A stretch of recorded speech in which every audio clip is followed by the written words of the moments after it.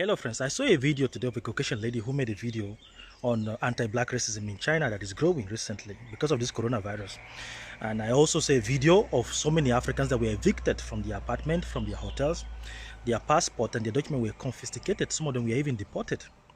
Then I said, this is an interesting time because I wanted to share the statistics with you. I and my group, a Pan-Africanist group, last year, late 2019, we conducted a research because I was pricked with curiosity to make this research because I stumbled upon a Chinese farm in Khartoum, for example. Khartoum in South Sudan.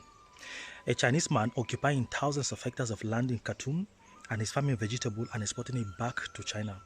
As I'm talking to you, Google, just type it now, the Chinese farm in Khartoum. You'll see it. Just Google it.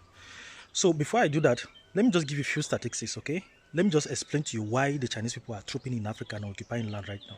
Understand reality and what is happening. The total global superficie right now as it is, the world in general is just 500 million kilometers square as it is. That's what we're occupying.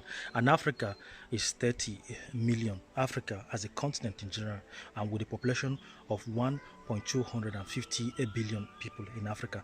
Then the US, for example, is 9 million square kilometers. Canada too is 9 million. China is 9 million. India with almost 353 billion people have at least superficie of 3 million square kilometers. So as you can see, Africa is even large. Africa as it is even larger than Russia itself. Russia has 17 million kilometers square, okay, in superficie.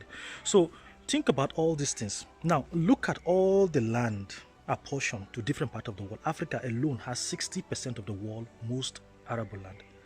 I'm telling you that the total superficie is 500 million. And Africa has 60% of the world most arable land. Now, what is the Chinese agenda? The Chinese agenda is that they are going to send millions of their people. As I'm speaking to you right now, they have occupied hundreds of land, thousands of hectares of land in Africa. There are actually there were before this outbreak of coronavirus, 40,000 Chinese in Nigeria working for the Dangote farm. Most of them don't even go back to their country. In South Africa, for example, there are 30,000 permanent resident Chinese that are there, permanently resident there. Go to Namibia, you see them. Go to Tanzania, you see them. Go to Kenya, you see them in hundreds. You see them in mining, illegally killing animals and taking them back to China.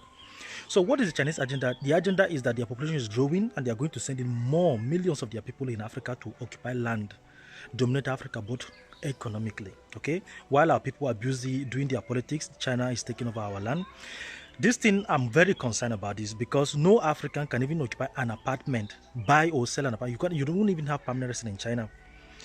Talk more of getting land. So why are Chinese people buying land in Africa? Why? We spoke with the entire Pan-African research team, and we're going to publish the list of all the hectares, thousands of hectares of land that Chinese people are occupying all over Africa.